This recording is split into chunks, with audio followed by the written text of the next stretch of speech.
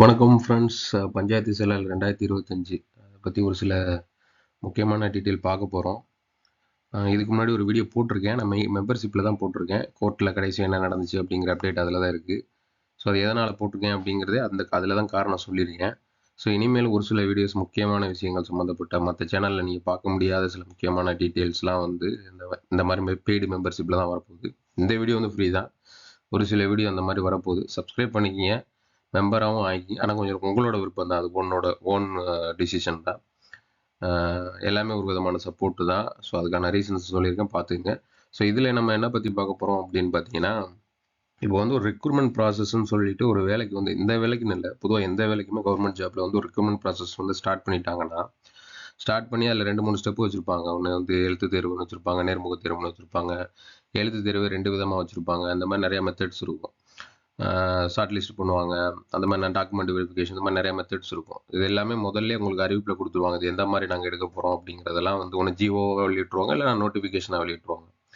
So அந்த மாதிரி recruitment process once வந்து ஆரம்பிச்சதுக்கப்புறம் நெக்ஸ்ட்டு வந்து எங்களுக்கு இதில் வந்து சேஞ்சஸ் பண்ணணும் அப்படின்னு சொல்லிட்டு கவர்மெண்ட்டோ அது சம்மந்தப்பட்ட ரெக்ரூட்மெண்ட் போர்டோ வந்து நினச்சா அதை மாற்ற முடியுமா, அந்த மாதிரி வந்து செய்ய முடியுமா, இதில் வந்து சட்டத்தில் இடம் இருக்கா? ஸோ இதை பற்றி உச்சநீதிமன்றத்தில் வந்து நிறைய கேசஸ் போயிருக்கு. நான் ஒரு 4 கேசஸ் எடுத்து வச்சுருக்கேன். அதில் முக்கியமானது நமக்கு இந்த ஜாப் சம்மந்தப்பட்டது. பொதுவாகவே ஜாப் சம்மந்தப்பட்டு ரெக்ரூட்மெண்ட் ப்ராசஸ் ஆரம்பிச்சதுக்கப்புறம் சேஞ்ச் செய்யலாமா செய்யக்கூடாதா அப்படிங்கிறத பற்றி விரிவாக சொல்லக்கூடிய ஒரு 3 கேஸோட தீர்ப்பு இருக்குது. இது வந்து இந்த பஞ்சாயத்து செயலாளர் வேலைக்கு எந்த வகையில் வந்து பொருந்தும்? இப்போ இந்த கேஸுன்னு நம்ம தீர்ப்புன்னு சொல்கிறோம்ல, அது வந்து இந்த வேலைக்கு வந்து எந்த வகையில் பொருந்தும்? ஸோ இந்த மாதிரி சேஞ்ச் பண்ண முடியுது அப்படின்னா, ஆரம்பத்தில் அப்ளை பண்ண எல்லாருக்குமே திருப்பி கூப்பிட போகிறாங்களா, இன்டர்வியூ கூப்பிட போகிறாங்களா, அதுக்கு எதுவும் வாய்ப்பு இருக்கா அப்படிங்கிறத பற்றி தான் நம்ம வந்து டீட்டெயில்டாக பார்க்க போகிறோம். வாங்க டீட்டெயில்டாக பார்க்கலாம். எடுத்து வச்சிருக்கிற கேசஸ் இது எல்லாமே கீழமை நீதிமன்றங்கள்ல இருந்தோ இல்லை ஹைகோர்ட்ல இருந்தோ அப்பீல் போய் உச்சநீதிமன்றத்துக்கு போனது. எடுத்தோன்னு உச்சநீதிமன்றம் போன அந்த மாதிரி கேசஸ் கிடையாது. இன்னொன்று முக்கியமாக சொல்லிக்கிறேன், இது கொஞ்சம் நம்ம டீப்பாக அனாலிசிஸ் பண்ண போகிறோம். இந்த வேலை வேணும், இந்த பஞ்சாயத்து செக்ரட்டரி வேலை எனக்கு வேணும்னு அதுக்காக வெயிட் பண்ணிட்டு இருக்கேன். பொதுவாக வந்து அந்த 1:5 முக்கியமாக நான் செலக்ட் ஆகிருக்கேன், ரொம்ப எதிர்பார்த்துட்டு இருக்கேன். அது மாதிரி கவர்மெண்ட் ஜாப்புக்கு பற்றி எனக்கு பொதுவான விழிப்புணர்வு வேணும். இந்த மாதிரிலாம் நடந்துச்சுன்னா இப்படிலாம் வாய்ப்பு இருக்கா அப்படிங்கிற மாதிரி எனக்கு தெரிஞ்சிச்சுன்னா அதுக்கு நான் எந்த மாதிரி ஐடியாவில் இருக்கணும் அப்படிங்கிற மாதிரி மைண்ட் செட்டில் உள்ளவங்க இதை வந்து, இந்த வீடியோ ரொம்ப லென்த்தாக தான் போகுது எனக்கு தெரியும். எனக்கு கிட்டத்தட்ட நான் ரெடி பண்ணதே ரொம்ப லாங் டைம் எடுத்துட்டேன். அதனால் இதை இப்போ ரெக்கார்ட் பண்ணுறதுக்கும் கண்டிப்பாக வந்து ரொம்ப டைம் எடுக்கும்னு நினைக்கிறேன். ஸோ அதனால் பொறுமையாக பாருங்கள். அதனால தான் நான் தெளிவாக சொல்லிக்கிறேன். உட்காந்து பொறுமையாக பாருங்கள். ஏதோ அவசரத்துக்கு ஸ்கிப் பண்ணி பார்த்தீங்கன்னா போடுற எனக்கும் யூஸ் இல்லை, பார்க்குற உங்களுக்கும் யூஸ் இல்லை. அதனால் தெளிவாக பொறுமையாக ஒரு இடத்துல உட்காந்து பாருங்கள். எவ்வளோ நேரம் போகும்னு எனக்கு தெரியல, நான் இப்போ தான் ஸ்டார்ட் பண்ணுறேன். ஆனால் பொறுமையாக பாருங்கள். இப்போ வந்து பார்த்தீங்கன்னா அதில் 4 கேசஸ் இருக்குது. அதில் வந்து மொதல் கேஸ் ஸ்டேட் ஆஃப் ஹரியானா விஸ் சுபாஷ் சந்திரன் சொல்லிட்டு அதை மட்டும் டிஃப்ரெண்ட் கலரில் போட்டிருக்கேன். ஏன்னா இதில் கீழே இருக்கிற 3 கேசஸ் தான் வந்து ஒரே மாதிரி கேசஸ். மேலே இருக்கிற கேசஸ் கொஞ்சம் டிஃப்ரெண்டான கேசஸ். ப்ரேயர் எல்லாமே எல்லாத்துக்கும் ஒரே மாதிரி தான் இருக்கும். ஆனால் அதோட ஜட்ஜ்மெண்ட் மட்டும் அந்த ஸ்டேட் ஆஃப் ஹரியானா விஸ் சுபாஷ் சந்தருக்கு வந்து கொஞ்சம் டிஃப்ரெண்ட்டாக இருக்கும். ஸோ முதல்ல அந்த கேஸை பற்றி பார்த்துட்டு, ஸோ நெக்ஸ்ட்டு என்ன இல்லைன்னு மற்ற கேஸுகளை பற்றி நம்ம டீட்டெயில்டாக பார்ப்போம். ஸ்டேட் ஆஃப் ஹரியானா சுபாஷ் சந்தர் மர்வா 1973 உள்ள கேஸு. ஸோ இதை பற்றி பார்ப்போம். இப்போ இந்த வழக்கு வந்து என்ன சொல்லுது அப்படின்னு பார்த்தீங்கன்னா, காலி பணியிடங்கள்னு ஒரு 50 போஸ்ட் இருக்குன்னு வச்சுங்களேன். அந்த 50 போஸ்ட்டுக்கு வந்து ஆள் எடுக்கிறாங்க. ஃபைனல் லிஸ்ட் வந்து வெளியிட்டாங்க. அந்த 50 போஸ்ட்டோட லிஸ்ட்லையுமே வந்து பேர் இருக்குது. 50 பேர் இருக்குன்னு வைங்களேன். அந்த 50 பேருமே வேலைக்கு இது கண்டிப்பாக எடுக்கணும் அப்படிங்கிற அவசியம் கிடையாது அப்படிங்கிற மாதிரி இந்த வழக்கு சொல்லுது. இந்த வழக்கில் என்ன நடந்துச்சு, எது நடந்துச்சு, அது இன்னும் என்ன டீட்டெயில்னு நெக்ஸ்ட் வந்து பார்ப்போம். ஹரியானாவில் வந்து பார்த்தீங்கன்னா நீதித்துறையில், அந்த சட்டத்துறையில் வந்து ஒரு 15 போஸ்ட்டுக்கு வந்து ஆள் எடுத்திருக்காங்க. ஃபஸ்ட்டு எடுக்க போகும்போது நோட்டிஃபிகேஷனில் சொல்லியிருக்காங்க 45% வந்து இதாகிட்டு எடுத்துட்டிங்கன்னா நீங்கள் வந்து ஃபைனல் லிஸ்ட்டுக்கு வந்து எலிஜிபிள் அப்படிங்கிற மாதிரி. ஸோ அதை பேஸ் பண்ணி தான் நான் வந்து எல்லோரும் கலந்துட்டு இருந்திருப்பாங்க மொத்தம் 15 போஸ்ட்டுக்கு. ஸோ ஆனால் ஃபைனல் லிஸ்ட்டு வெளியிடும் போது என்ன பண்ணிட்டாங்க அப்படின்னா, இது வந்து 45% கிடையாது, 55% எடுத்திருந்தா அது எலிஜிபிள் அப்படிங்கிற பட்சத்தில் 55% மேலே எடுத்த 7 பேரை மட்டும் அந்த வேலைக்கு வந்து எடுத்துட்டாங்க. ஸோ இதில் வந்து ஒரு குழப்பம் வரும்ல. ஃபஸ்ட்டு சொல்லும் போது 45 சொல்லிட்டு, நாங்கள் இப்போ அதில் செலக்ட் ஆகி 15 பேருக்கு ஒரு ஆளாக உள்ளே வந்துட்டு, இப்போ வந்துட்டு நான் 55ன்னு சொல்கிறீங்க அப்படின்னு சொல்லிட்டு ஒரு கேஸ் போடும்போது, முதல்ல வந்து இது வந்து உயர்நீதிமன்றம், ஹரியானா உயர்நீதிமன்றத்தில் போனப்போ உயர்நீதிமன்றம் வந்து கேஸ் போட்டவங்களுக்கு ஃபேவராக தீர்ப்பு கொடுத்துருச்சு. இந்த வேலை வந்து அவங்களுக்கு கண்டிப்பாக கொடுக்கணும் அப்படின்னு சொல்லிட்டு. ஆனால் ஹரியானா மாநில அரசு வந்து உச்சநீதிமன்றத்தில் வந்து அப்பீல் போகும்போது அவங்க என்ன சொல்லிட்டாங்க, காலி பணியிடங்கள் அதோட தகுதி பட்டியலில் உங்கள் பேர் வந்துருச்சு அப்படிங்கிறதுனால மட்டும் உங்களுக்கு வேலை கன்ஃபார்ம் ஆகாது. மொத்தம் 15 போஸ்ட்டில் உங்கள் பேர் வந்துருச்சு அப்படிங்கிறதுனால மட்டும் உங்களுக்கு வேலை கொடுக்கணும்னு அவசியம் இல்லை. அந்த 15 போஸ்ட் எங்களுக்கு தேவையில்லை, எங்களுக்கு வந்து இப்போ 7 போஸ்ட் மட்டும் தான் எடுக்க முடியும் அப்படின்னு அவங்க நிர்ணயிச்சாலும் அது மாநில அரசோட சம்மந்தப்பட்டது, அந்த ரெக்ரூட்மெண்ட் போர்டோட சம்மந்தப்பட்டது, அவங்களுக்கு அந்த உரிமை இருக்குது அப்படிங்கிற மாதிரி தீர்ப்பு கொடுத்துட்டாங்க. ஸோ இந்த கேஸை நல்லா மைண்டில் வச்சுங்க. இதுக்கப்புறம் நம்ம முக்கியமான அடுத்து 3 கேசஸ் பார்க்க போகிறோம். அதுலேயுமே இந்த கேஸை பற்றி மேற்கோளும் காட்டியிருப்பாங்க. இந்த கேஸும் அந்த கேஸும் நிறைய குழப்பங்களுக்கு உண்டு பண்ணுற மாதிரி வரும். ஏன்னா இதோட தீர்ப்பு இப்படி கொடுத்துருக்காங்களா, இப்போ இதே மாதிரி சேம் ப்ரேயர் உள்ள கேசஸ் தான் மற்ற கேஸும், ஆனால் அதில் தீர்ப்பு வேறு மாதிரி கொடுத்துருப்பாங்க. ஸோ இதுக்கும் அதுக்கும் என்ன டிஃப்ரெண்ட் அப்படிங்கிறத நீங்கள் நல்லா உள்நோக்கி பார்த்தா தான் தெரியும். இது ரொம்ப முக்கியமானது, அதனால கொஞ்சம் தெளிவாக பாருங்க. இதில் வந்து என்ன தீர்ப்பு கொடுத்தாங்கன்னு நினச்சி சொன்னல, அதான் அது வந்து இது முன்கூட்டியே நான் சொல்லிட்டேன் இந்த ஸ்லைடில் இருக்கிறத. ஸோ நெக்ஸ்ட் கேசஸ் பற்றி நம்ம பார்க்கலாம். Maharashtra state road transport corporation vs Rajendra Bhimrao Mande, அது 2001 உள்ள கேஸு. ஸோ இதில் என்ன நடந்துச்சுன்னு பார்க்கலாம்.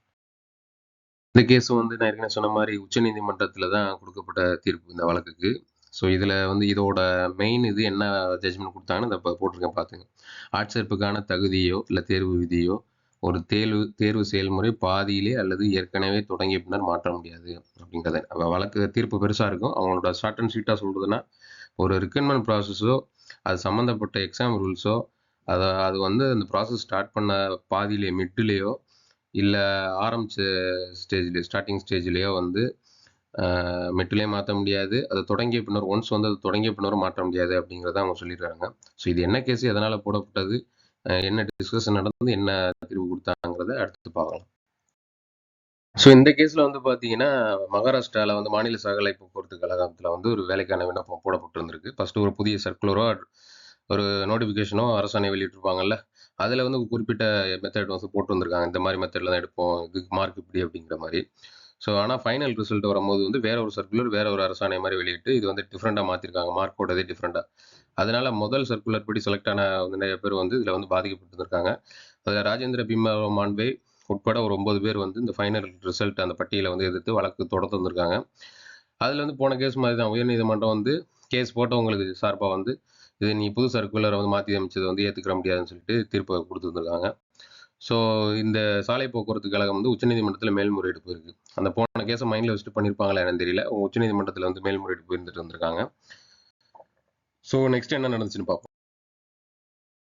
உச்சநீதிமன்றத்தில் இது போனதுக்கப்புறம் இது வந்து ஒரு பெரிய விவாதமாக ஒரு யோசனை வந்துச்சு. அதாவது வந்து ஒரு ப்ராசஸ் வந்து ஒரு வேலைக்கு சேர்ப்புக்கான ப்ராசஸ் வந்து ஸ்டார்ட் பண்ணதுக்கப்புறம் அதை வந்து திருப்பி இப்போ ஒரு புதிய சுற்றறிக்கையோ ஒரு புதிய அரசாணையோ வந்து திருப்பி அதை வந்து உள்ளே கொண்டு வந்து அதை வந்து பின்னோக்கி செயல்படுத்த முடியுமா, அந்த சுற்றறிக்கையை ஃபஸ்ட்டு வந்து இன்ட்ரடியூஸ் பண்ண சுற்றறிக்கையை போல பின்னோக்கி செயல்படுத்த முடியுமா அப்படிங்கிற ஒரு யோசனையும் ஒரு சிக்கலும் வந்தது. ஸோ இதில் வந்து உச்சநீதிமன்றம் ஃபைனல் என்ன ரிசல்ட் கொடுத்துச்சு அப்படின்னா, அந்த எம்எஸ்ஆர்டிசி அந்த சாலை போக்குவரத்து கழகம் வந்து என்ன ப்ரேயரில் வந்து அதை அப்பீல் பண்ணாங்களோ அதை கேன்சல் பண்ணி தெளிவாக சொல்லிட்டாங்க, தேர்வு செயல்முறை ஒன்ஸ் வந்து தொடங்கிய பின்னரோ அதோட மிட்ல நடுவுலையோ சம்மந்தப்பட்ட அதிகாரியால் தேர்வுகளுக்கான தகுதியில் மாற்ற முடியாது அப்படின்னு சொல்லியிருந்திருக்காங்க. இதான் எனக்கு தெரிஞ்ச முதல் கேஸ்ன்னு நினைக்கிறேன். இந்த மாதிரி ஒரு கவர்மெண்ட் ஜாப்ல வந்து இந்த மாதிரி வந்து இடையில வந்து இடைச்செருகல் மாதிரி ஏதாவது புதுசாக பண்ணிட்டு மாற்ற நினச்சா ஒன்ஸ் ஸ்டார்ட் பண்ணதுக்கப்புறம் இல்லை பாதியில் இந்த மாதிரி பண்ணக்கூடாது அப்படின்னு சொல்லி உச்சநீதிமன்றம் வந்து ஒரு பரபரப்பான தீர்ப்பு கொடுத்தது. இதுதான் இனிஷியல் நினைக்கிறேன். ஸோ இதுக்கு முன்னாடி வேறு எதுவும் கேஸ் இருக்காங்கன்னு தெரியல. ஸோ இதை பேஸ் பண்ணி இன்னும் அடுத்த 2 கேஸ் இருக்குது பார்த்தீங்களா, அந்த கேஸ்லலாம் வந்து இதே மாதிரி தான் ஒரு சில விஷயங்கள்லாம் நடந்துச்சு. ஸோ அதையும் நம்ம என்னென்ன டீட்டெயில்டாக பார்ப்போம். K Manjusree is state of Andhra Pradesh 2008. இது வந்து இந்த இந்த மாதிரி ஒரு ப்ராசஸ் சம்மந்தப்பட்ட வேலை சம்மந்தப்பட்ட பிரச்சனையில் வரக்கூடிய கேஸில் முக்கியமான கேஸ். இன்ன வரைக்கும் இந்த கேஸை நீங்கள் போய் கூகுளில் போய் தேடிங்கனாலும் சரி, ஜாட்ஜிபியில் போய் தேடிங்கனாலும் சரி, இந்த கேஸ் வந்து ரொம்ப முக்கியமான கேஸ். எனக்கு இந்த கேஸை வந்து அந்த மகாராஷ்டிரா கேஸை கூட வந்து யாரும் அதிகமாக மேற்கோள் காட்டி பேசியிருக்க மாட்டாங்க. ஆனால் இந்த கேஸை வந்து இதுக்கப்புறம் வந்த பல கேசஸில் வந்து இந்த மஞ்சித் ஸ்ரீ கேஸை வந்து மேற்கோள் காட்டி பேசியிருக்காங்க. ஸோ இந்த கேஸில் என்னென்ன நடந்துச்சு அப்படிங்கிறத பார்ப்போம். ஸோ இந்த கேஸ்லையும் கொடுக்கப்பட்ட தீர்ப்பு அதுதான். ஆனால் இதில் வந்து ஒரு பிரத்யேகமான வாசகங்களை வந்து யூஸ் பண்ணியிருக்கு உச்சநீதிமன்றம். Rules of the game cannot be change after the game has been played. அதாவது ஒரு ஆட்டம் வந்து விளையாட ஆரம்பிச்சதுக்கப்புறம் வந்து இல்லை விளையாட முடிஞ்சதுக்கப்புறம் வந்து ஆட்டத்தின் விதிகளை வந்து மாற்ற முடியாது. அப்படிங்கிற மாதிரி வந்து, அதாவது ஆட்சேர்ப்பு செயல்முறையோட நடுவிலையோ ஆரம்பத்திலேயோ இந்த ஏற்கனவே உள்ள கேஸில் பார்த்தீங்களா, அது ஆரம்பிச்சதுக்கப்புறம் அதில் வந்து எந்த ஒரு சேஞ்சஸ் பண்ணக்கூடாது, அது தேர்வுக்கான தகுதியில் வந்து மாற்றுவதை கடுமையாக தடை செய்கிறது அப்படிங்கிற மாதிரி வந்து தீர்ப்பு கொடுத்துருந்துருக்காங்க. இது தீர்ப்பு தான். ஸோ இதில் என்ன நடந்துச்சு அப்படிங்கிறதையும் நம்ம அடுத்த டீட்டெயில்டாக பார்க்கலாம். இப்போ இந்த கேஸ்லையும் பார்த்தீங்கன்னா 2004வது வருஷத்தில் வந்து ஆந்திர பிரதேசம் உயர்நீதிமன்றம், அந்த உயர்நீதிமன்றத்தில் தான் வந்து ஒரு மாவட்ட மாவட்ட மற்றும் அமர்வு நீதிபதிகள் 2ஆம் நிலை பதவிக்கான 10 காலி இடம், அதாவது ஒரு 10 போஸ்ட்டுக்கு வந்து நோட்டிஃபிகேஷன் வெளியிட்டு இருந்திருக்காங்க. ஸோ ஆரம்பத்தில் அவங்க கொடுத்த நோட்டிஃபிகேஷனில் இருந்த மார்க்கோட ப்ரொசீஜரும் ஆஃப்டர் அது செலக்ட் பண்ணி ஃபைனல் லிஸ்ட் வெளியிட்டதுக்கப்புறம் ஒரு புது செயல்முறையை புது மார்க்கை வந்து கொண்டு வந்து மாற்றி சேஞ்ச் பண்ணியிருந்திருக்காங்க. ஸோ இதனால வந்து மஞ்சுஸ்ரீ அந்த மாதிரி ஒரு குறிப்பிட்ட ஒரு சில பேர் வந்து இதனால பாதிக்கப்பட்டிருந்திருக்காங்க. ஃபர்ஸ்ட் அவங்க கொடுத்த நோட்டிஃபிகேஷனில் இருந்த ப்ராசஸ் படி பார்த்தா, ரூல்ஸ் படி பார்க்கும்போது அவங்க செலக்ட் ஆயிருந்திருக்கணும். அவங்க திருப்பி சேஞ்ச் பண்ணதன் காரணமாக அவங்களுக்கு அந்த வேலையில் அந்த தகுதி பட்டியலில் இடம்பெற முடியாத ஒரு சூழ்நிலை வந்து இருந்திருக்கு. ஸோ அதனால வந்து இது எதிர்த்தா வந்து அவங்க வந்து கேஸ் போட்டு ஸோ அதில் என்னாச்சுன்னு பார்ப்போம். இது ஒரு அப்பீல் கேஸ் தான். இது உச்சநீதிமன்றத்தில் அப்பீலுக்கு வந்த கேஸ் தான். இதில் வந்து எல்லாத்தையும் ஆர்குமெண்ட் எல்லாத்தையும் விசாரிச்சுட்டு வந்து ஃபைனலாக உச்சநீதிமன்றம் என்ன கொடுத்துச்சுன்னா, புதுசாக வந்து தகுதி பட்டியலை ரத்து செஞ்சுட்டு கேஸ் போட்ட மஞ்சுஸ்ரீக்கு ஆதரவு வந்து உச்சநீதிமன்றம் வந்து சில விஷயங்களை சொல்லிச்சு. அது என்னன்னு சொல்லிட்டு நம்ம அடுத்த பேஜில் பார்ப்போம். இந்த மகாராஷ்டிரா ஸ்டேட் ஒரு கேஸ் பார்த்தோம் பார்த்தீங்களா, அந்த கேஸையுமே இதில் வந்து கொஞ்சம் மேற்கோள் காட்டியிருக்கிறாங்க. ரூல்ஸ் ஆஃப் த கேம் எனப்படுவது தேர்வின் அளவுகோல்கள் தேர்வு நடைமுறை ஆரம்பித்த பிறகு மாற்றப்படக்கூடாது என்பதை குறிக்கிறது. அதாவது இந்த மகாராஷ்டிரா ஸ்டேட் ரோடு டிரான்ஸ்போர்ட் கேஸில் வந்து சொல்றது தானே, ரூல்ஸ் ஆஃப் த கேம் வந்து ஒன்ஸ் ஆரம்பிச்சதுக்கு அப்புறமோ இல்லை மிட்லேயே சேஞ்ச் பண்ணக்கூடாது அப்படிங்கிறதான் குறிக்குது அப்படின்னு அதை மேற்கோள் காட்டி அந்த கேஸை மேற்கோள் காட்டி சொல்லிட்டு, பட் ஆனால் இந்த வழக்கில் ரொம்ப ரொம்ப மோசம். தேர்வு நடைமுறை ஆரம்பித்து மிட்டில் மாற்றினாலும் பரவாயில்ல, ஆனால் இது தேர்வு நடைமுறையே முழுசு அந்த கேஸில் வந்து தேர்வு நடைமுறை எல்லா ப்ராசஸும் மொத்தமாக முடிஞ்சுமே இதோட ரூல்ஸ் வந்து மாற்றப்பட்டிருக்கு, இது வந்து முழுசாக நம்ம வந்து ஏற்கவே முடியாது அப்படின்னு சொல்லி ஒரு தீர்ப்பு கொடுத்து இதை கேன்சல் பண்ணிவிட்டு புதிய தகுதி பட்டியலை கேன்சல் பண்ணிவிட்டு பழைய ரூல்ஸ் படி தான் அதை நடக்கணும் அப்படிங்கிற மாதிரி வந்து இவங்களோட அப்பீலை வந்து எடுத்துக்கிட்டு இது வந்து உச்சநீதிமன்றம் வந்து தீர்ப்பு கொடுத்துருச்சு. ஸோ முதலில் அறிக்கப்பட்ட விதிகள் படியே தகுதி வரிசைப்பட்டியல் தயாரித்து சட்டப்படி இறுதி தேர்வு முடிவுகளை முடிக்க வேண்டும் அப்படின்னு சொல்லி கொடுத்துட்டாங்க. இந்த வழக்கோட தீர்ப்பு வந்து ரொம்ப ரொம்ப ரொம்ப ஃபேமஸாக போய் இருந்திருக்கு, இந்த மாதிரி கொடுத்துட்டாங்களேன்னு சொல்லிட்டு. இந்த கேஸை மேற்கோள் காட்டி ஏகப்பட்ட கேசஸுக்கு இது சம்மந்தப்பட்ட ஏகப்பட்ட கேசஸுக்கு வந்து சும்மா லோக்கல் கீழே நீதிமன்றமாகட்டும் உயர் நீதிமன்றமாகட்டும் நிறைய மேற்கோள் காட்டி நிறையா வந்து ஜெயிச்சிருந்துருக்காங்க, வின் பண்ணியிருந்திருக்காங்க. இப்போ நம்மளுமே இப்போ இந்த கேசஸ்லாம் வந்து பஞ்சாயத்து செயலாளரோட கம்பேர் பண்ணி சொல்கிறோம் பார்த்தீங்களா. ஸோ நான் அதை பற்றி எண்டில் வந்து நான் அதை பற்றி டீட்டெயில்டாக பேசுகிறேன். இன்னும் ஃபைனலாக ஒரு கேஸ் இருக்குது, அந்த கேஸ் தான் ரொம்ப ரொம்ப முக்கியமான கேஸ். இப்போ ரீசெண்டாக 2 இயர்ஸ்க்கு முன்னாடி நடந்தது. அதான் ஃபைனல் ஜட்ஜ்மெண்ட்டு, இது சம்மந்தப்பட்ட இதில் உச்சநீதிமன்றத்தில் ஃபைனல் ஜட்ஜ்மெண்ட்டு. அதில் வந்து இப்போ இதில் கூட சிம்பிளாக முடிஞ்சிருச்சு. ஆனால் அதில் பெரிய ஒரு டிஸ்கஷனே போயிருந்திருக்கு, பெரிய 5 நீதிபதிகள் கொண்ட அமர்வே போயிருந்திருக்கு. ஸோ அதை பற்றி என்ன நம்ம அடுத்து பார்ப்போம்.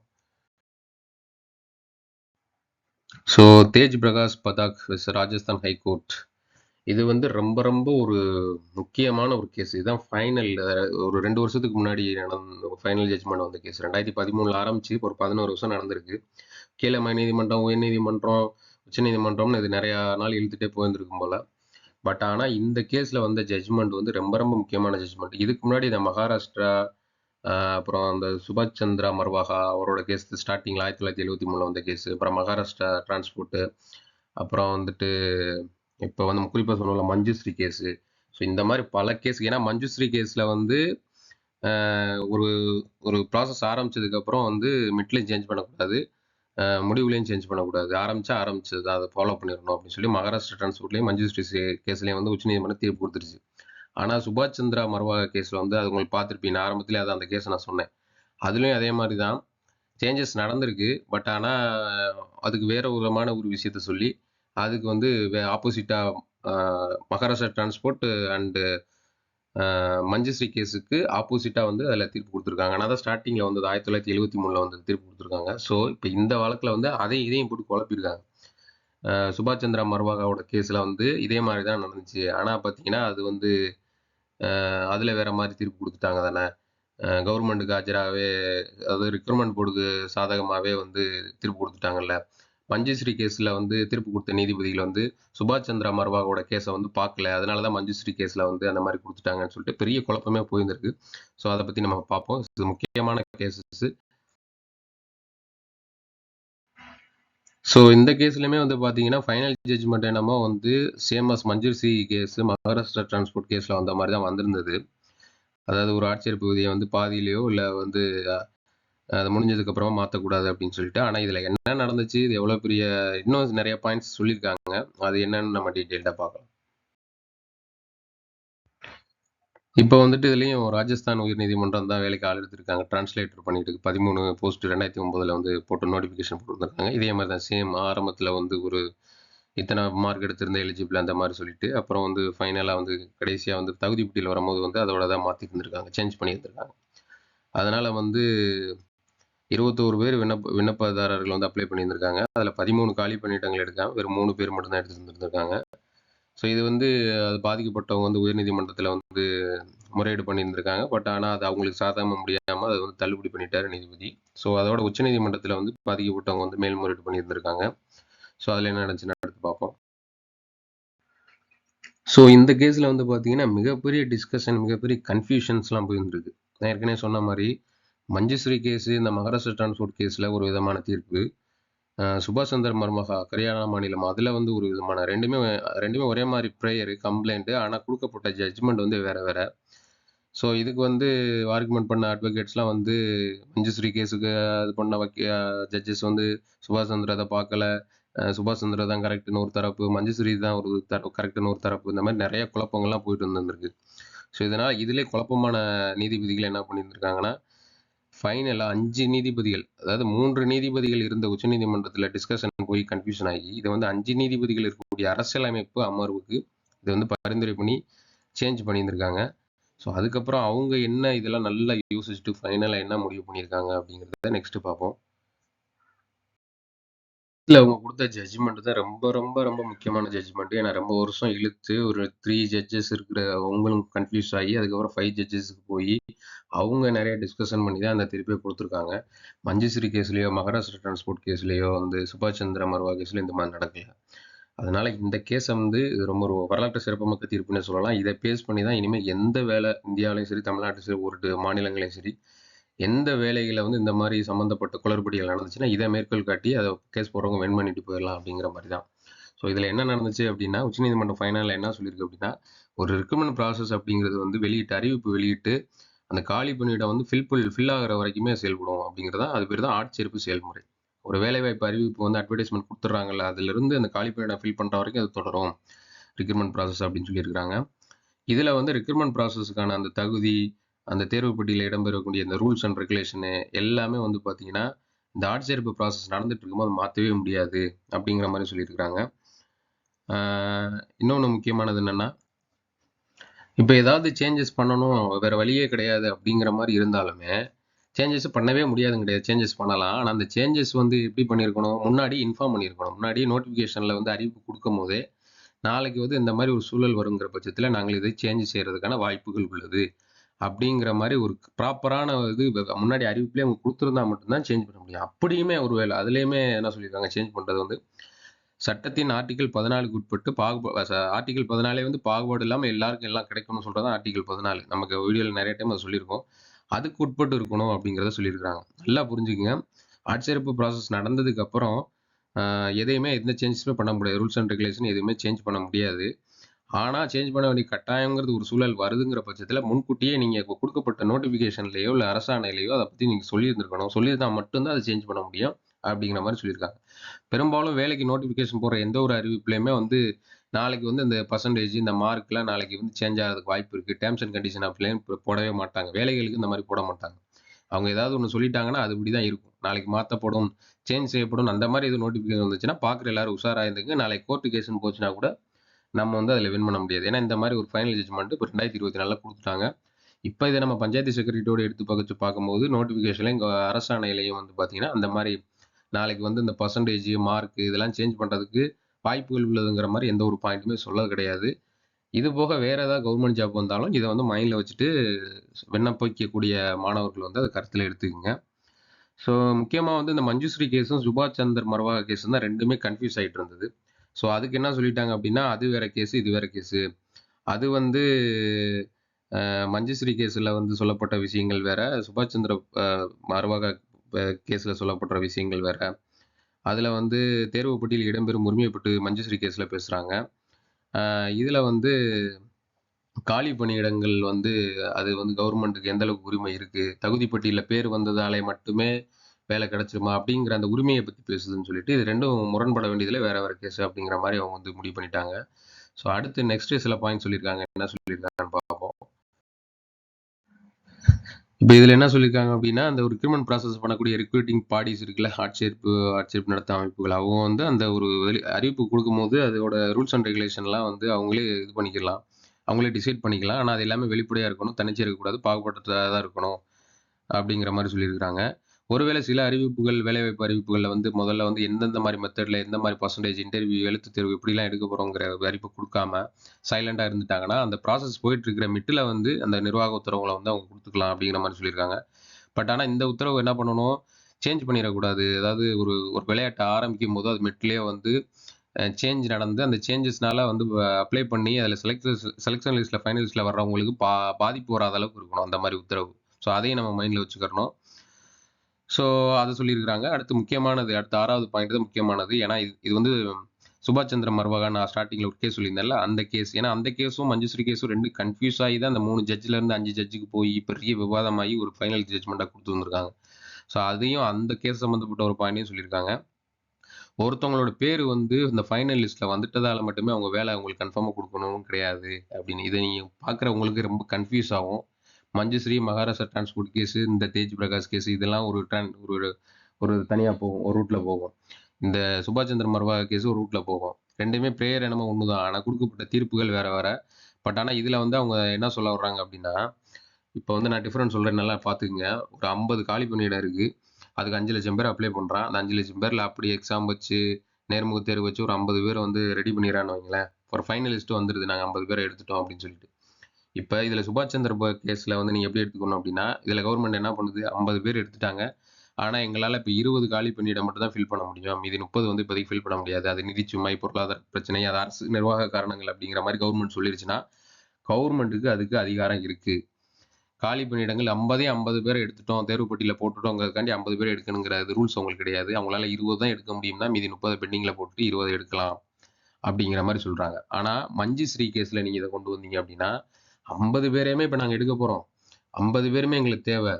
ஆனால் அந்த 50 பேர் எடுக்கக்கூடிய அந்த ரெக்ரூட்மெண்ட் ப்ராசஸில் வந்து நாங்கள் ஆரம்பத்தில் வந்து ஒரு பர்சன்டேஜ் மார்க் சொல்லியிருந்தோம், இப்போ ஒரு மார்க் வந்து ஒரு புதுவிதமான மார்க் நம்ம வந்து சொல்கிறோம் அப்படிங்கிற மாதிரி ஏதாவது குழப்படி பண்ணி அதில் வந்து அந்த 50 பேர் எடுக்க விடாமல் அந்த புதுசாக ஒரு இன்னொரு சர்க்குலரோ ஒரு அரசாணையோ வெளியிட்டு அந்த பர்சன்டேஜ் எல்லாம் மாற்றினாங்க பார்த்தீங்களா, அதனால அந்த 50 பேரில் ஒரு 30 பேர் அஃபெக்ட் ஆகிறாங்க, 20 பேர் தான் போகிறாங்கிற பட்சத்தில் அது வந்து நியாயமற்றது அப்படிங்கிற மாதிரி சொல்லியிருக்காங்க. இது உங்களுக்கு புரியும் நினைக்கிறேன். மஞ்சுஸ்ரீ கேஸ்லையும் சுபாஷ் சந்திரா கேஸ்லையும் உள்ள டிஃபரெண்ட் வந்து உங்களுக்கு புரியும் நினைக்கிறேன்.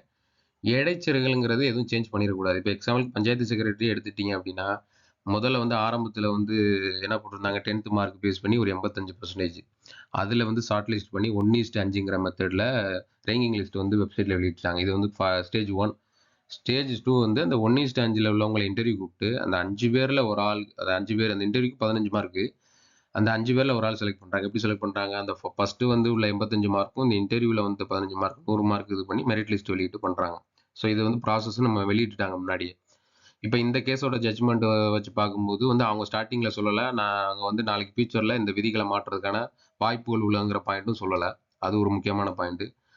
ரெண்டாவது, இவங்க வந்து இப்போ திடீர்னு இப்போ புதுசாக ஒரு டிவிகே கவர்மெண்ட் வந்துருச்சு. அந்த டிவிகே கவர்மெண்ட் வந்து நாங்கள் பழைய அரசாணையை கேன்சல் பண்ணுறோம், டிஎம்கே சைடில் போட்ட அரசாணையை, டிஎம்கே கவர்மெண்ட் போட்ட அரசாணையை கேன்சல் பண்ணுறோம், அந்த ஜிஓவில் இருக்கிற ப்ராசஸை வந்து நாங்கள் இப்போ செய்ய மாட்டோம், நாங்கள் வந்து வேற மாதிரி எடுக்க போகிறோம், எல்லாரையும் இன்டர்வியூ கூப்பிட போகிறோம், எல்லாருக்கும் புது விதமான மார்க் கொடுப்போம், ஏதோ ஒரு புது விதமான செட்டப்பை கொண்டு வந்தான்னு வச்சுங்களேன், அது வந்து இந்த வழக்கோட நீங்கள் ஒப்புமைப்படுத்தி பார்க்கும்போது அது வந்து நியாயமற்றது. அது வந்து இதை உயர்நீதிமன்றத்தில் இந்த கேஸோட ஜட்ஜ்மெண்ட்டை மேற்கோள் காட்டி போட்டாலும் கேஸ் வந்து வின் பண்ணிடுவோம், உச்சநீதிமன்றம் போனாலும் வின் பண்ணிடுவோம், அந்த மாதிரி தான் இருக்குது. ஸோ இதோட டிஃப்ரெண்ட்டை மட்டும் புரிஞ்சுக்குங்க.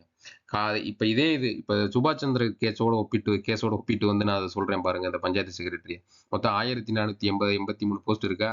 இந்த 1483 போஸ்ட்டுக்கும் எந்த ரூல்ஸையுமே சேஞ்ச் பண்ணாமல் எங்களால் இப்போ 500 போஸ்ட்டு தான் எடுக்க முடியும், மீதி இருக்கிற 600க்கு மேற்பட்ட போஸ்ட் எங்களால் எடுக்க முடியாதுன்னு கவர்மெண்ட் டிசைட் பண்ணிச்சுன்னா அது வந்து சட்டப்படி இந்த ஜட்ஜ்மெண்ட் படி நியாயம் அப்படிங்கிற மாதிரி போயிடும். ஏன்னா சுபாஷ் சந்திர கேஸ் அதை தான் சொல்லுது. இவங்க 6வது பாயிண்ட்டும் அவங்க அதான் சொல்கிறாங்க. ஸோ இதுதான் இது வந்து வரலாற்று சிறப்புமிக்க தீர்ப்புன்னு சொல்கிறாங்க. இது முக்கியமானது.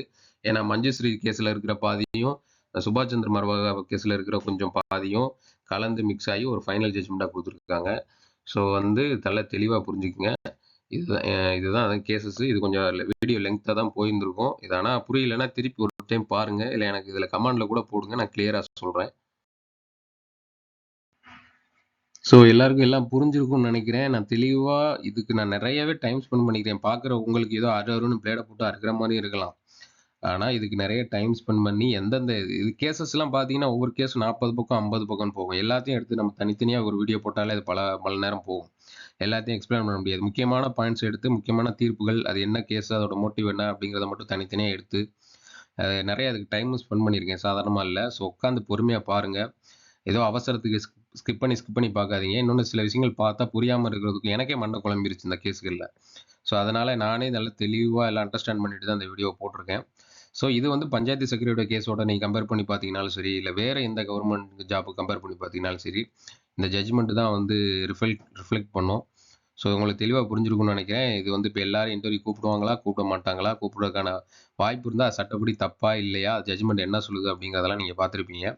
ஸோ முடிவாக என்னன்னா எல்லாரையும் கூப்பிட்றதுக்கான சான்சஸ் இல்லை. தெளிவாக அரசு அடிப்படையில் பண்ணால், சட்ட அடிப்படையில் பண்ணால், ஒருவேளை அந்த மாதிரி எதுவும் சேஞ்ச் பண்ணுறாங்க அப்படின்னா இது கேஸ் வந்து உச்சநீதிமன்றத்துக்கு போகுது. இல்லை இந்த கேஸ் ஜட்ஜ்மெண்ட்டை காரணம் காட்டி உயர்நீதிமன்றத்தில் போய் ஜட்ஜஸ்க்கு இதை தெரியப்படுத்துகிறோம் அப்படிங்கிற பட்சத்தில் இப்போ போயிட்டு இருக்கிற கேஸ் கூட டிஸ்மிஸ் ஆகிறதுக்கு நிறைய சான்சஸ் இருக்குது. ஸோ இதான் நான் சொல்ல வர்றது. அப்புறம் நம்ம இதுக்கு முன்னாடி ஒரு வீடியோ கூட போட்டிருந்தோம். ஆனால் அது பெய்டு மெம்பர்ஷிப்பில் போட்டிருக்கோம். ஸோ வந்து நாங்கள் வந்து ஒரு வாட்ஸ்அப் குரூப் கிரியேட் பண்ணி ஒரு 50-60 பேர் சுயநலம் இல்லாமல் பொது நலமாக வந்து காசுலாம் ஷேர் பண்ணி ஒரு வக்கீல் வச்சு இதுக்காக போராடிட்டு ட்ரை பண்ணிட்டு இருக்கோம். ஸோ அதை பற்றி அப்டேட்டு சரி என்னோட சப்ஸ்கிரைபராக இருக்கிறனால மட்டும் நீங்கள் வந்து கேட்டுட்டு ஆரம்பத்தில் 2-3 வீடியோ போட்டு குரூப்பில் ஜாயின் பண்ணுங்க, எல்லாரும் சேர்ந்து போராடுவோம் இல்லை ட்ரை பண்ணேன். ஆனால் அவங்க ஜஸ்ட் நான் ஒரு இன்ஃபர்மேஷன் சொல்கிறேன்னா அதை மட்டும் கேட்டுட்டு மட்டும் போயிட்டு இருக்கிறாங்க. ஸோ அந்த மாதிரி லேட்டஸ்ட் அப்டேட்டு இப்போ கோர்ட்டில் என்ன நடக்குது, இப்போ வேலைக்கு என்ன நடக்குது அப்படின்னு சொல்லிட்டு இந்த வேலை வேணும்னு ஆசை இருக்கிறவங்க, இதை பற்றி தெரிஞ்சுக்கணும் ஆசை இருக்கிறவங்க ஒரு மெம்பர்ஷிப்பாக ஜாயின் பண்ணிங்க. இதுக்காக மட்டும் நான் மெம்பராக ஜாயின் பண்ணணும்னு சொல்லலை. நாளைக்கு வந்து சில முக்கியமான ஒரு சம்மந்தப்பட்ட வீடியோஸுமே நான் நிறைய போடலான்னு இருக்கேன். இதை பற்றி கொஞ்சம் நிறைய பிளான்ஸும் வச்சுருக்கேன். இந்த 59 ரூபீஸ் வந்து இது ஆண்ட்ராய்டு ஃபோனில் 59ம் iOSல 79 காட்டும்னு நினைக்கிறேன், 79 காட்டும் எனக்கு சரியா தெரில. ஸோ ஜாயின் பண்ணிக்கிட்டிங்கன்னா உங்களுக்கும் நல்லது தான், எனக்கும் கொஞ்சம் மைண்டு. எங்களுக்குமே இதில் வரக்கூடிய அமௌண்ட்டை வச்சு நான் வந்து பணக்காரன கார் வாங்க போகிறதுல எனக்கு அவ்வளோ பேர் வந்துட போகிறதும் கிடையாது. ஸோ நாளைக்கு இது சம்மந்தப்பட்ட கேசஸ்க்கு எதாவது யூஸ் ஆகலாம், அதுக்கு இந்த அமௌண்ட்டை யூஸ் பண்ணிக்கலாம். இல்லை நல்ல காரியங்களுக்கு ஏதாவது கஷ்டப்படுறவங்களுக்கு, மாற்றுத்திறனாளிகளுக்கு இந்த மாதிரி ஏதாவது செய்யலாம் அப்படின்னு நிறைய ஐடியா யோசிச்சுட்டு இருக்கேன். மெம்பராக ஜாயின் பண்ணுறவங்களுக்கும் பெனிஃபிட் கிடைக்கிற மாதிரி சில ஐடியாஸ் வச்சுருக்கேன். அது மெம்பர் எத்தனை லெவலுக்கு ஜாயின் பண்ணுறாங்க அப்படிங்கிறத பொறுத்து. ஏன்னா இதில் ஏதாவது அமௌண்ட் வந்து ஷேர் ஆகுது அப்படின்னா, யூடியூப் மூலிமா ஏதாவது கிடைக்குது அப்படின்னா, அதில் வந்து ஏதாவது குழுக்கள் முறையில் யாராவது ஒரு ஆள் 2 பேர் கொடுக்கலாம் அப்படிங்கிறது ஒரு ஐடியா. ஸோ அது அந்தளவுக்கு போகுமா போகாதான்னு எனக்கு தெரியல. பட் ஆனால் இந்த முக்கியமாக பஞ்சாயத்து செக்ரட்டரி சம்மந்தப்பட்ட விஷயங்களுக்கு வந்து எல்லாருக்கும் நான் அப்படியே அப்டேட் பண்ணிட்டு போகணும்னு நினைக்கல. ஏன்னா எனக்கு கஷ்டப்பட்டு காசு ஷேர் பண்ணி வக்கீலுக்கு ஃபீஸ் கொடுத்து செய்கிறதுக்குன்னு ஒரு வாட்ஸ்அப் குரூப் இருக்குது. அதில் வந்து தன்னலமாக இதில் வேலை கிடைக்குமா கிடைக்காதுன்னு கூட தெரியாது 1:5 மெத்தடில். ஆனாலும் அவங்க வந்து இருந்து ட்ரை பண்ணிவிட்டு ஐடியா கொடுத்துட்டு பேசிட்டு டிஸ்கஷன் போயிட்டு, அதனால தான் 2 மாதம் நான் வீடியோவும் போடலை. எல்லா டிஸ்கஷன் அங்கே தான் பண்ணுவேன். ஸோ அந்த மாதிரி சில முக்கியமான விஷயங்கள் வந்து ஓப்பனாக இப்போ நான் யூடியூப்லேயும் சொல்லவும் விரும்பல. அதனால அது ஏன்னா எனக்கு மெம்பர்ஷிப் போட்டாலே தெரியும், எல்லாரும் வந்து பார்க்க மாட்டாங்க. ₹10 ₹59 விடுங்க, ஒரு ₹10 போட்டால் கூட போட்டு வரமாட்டாங்கன்னு எனக்கு தெரியும். ஏன்னா சப்ஸ்கிரைப் பண்ணுறதுக்கே ரொம்ப வீம்பு பண்ணுவாங்க. நம்மளே வந்து ஏதாவது விமர்சனம் கொடுப்பாங்க. ஆனால் இது பண்ணுவாங்களா எனக்கு தெரியாது. ஸோ விருப்பப்பட்டவங்க பண்ணி பார்த்துங்க. ஏன்னா ஒரு சில முக்கியமான வீடியோஸ் வந்து இப்போ 17 ஹியரிங்கில் என்ன நடந்துச்சுன்னு சொல்லி லாஸ்ட்டில் ஒரு வீடியோ போட்டிருக்கேன். அதுவுமே மெம்பர்ஷிப் தான். அந்த மாதிரி ஒரு சில வீடியோகள் அப்படி தான் போட போகிறேன். ஃபியூச்சர்லையுமே ஒரு சில ஐடியாஸ் இருக்குது. ஸோ அந்த மாதிரி ஜாயின் பண்ணிக்கிங்க. உங்களுக்கு இமிடியேட் அப்டேட்டு எக்ஸ்க்ளூசிவாக நம்ம சேனலில் மட்டும் சொல்லக்கூடிய அப்டேட், யாருக்கும் தெரியாத அப்டேட்டு. ஏன்னா நம்ம தான் அது கேஸ் நடத்திட்டு இருக்கோம். ஸோ அந்த மாதிரி இந்த வேலைக்குன்னு இல்லாமல் ஃபியூச்சரில் மற்ற வேலைகளுக்கும் சில முக்கியமான information, exclusive information, immediate updates இதில் கிடைக்கும். ஸோ அதனால் விருப்பப்படுறவங்க ஜாயின் பண்ணிக்கிங்க. முக்கியமாக சப்ஸ்கிரைப் பண்ணிக்கிங்க. உங்களோட சப்போர்ட் வந்து எப்பயுமே தேவை. ஏற்கனவே சொன்ன மாதிரி வீடியோ ரொம்ப லெங்க்தாக தான் போயிருக்கு. நான் திருப்பியும் சொல்கிறேன், இது முக்கியமான கேஸஸ். சும்மா யாரோ சும்மா வீடியோ போட்டாங்கன்னு நினச்சிட்டு போகாதீங்க.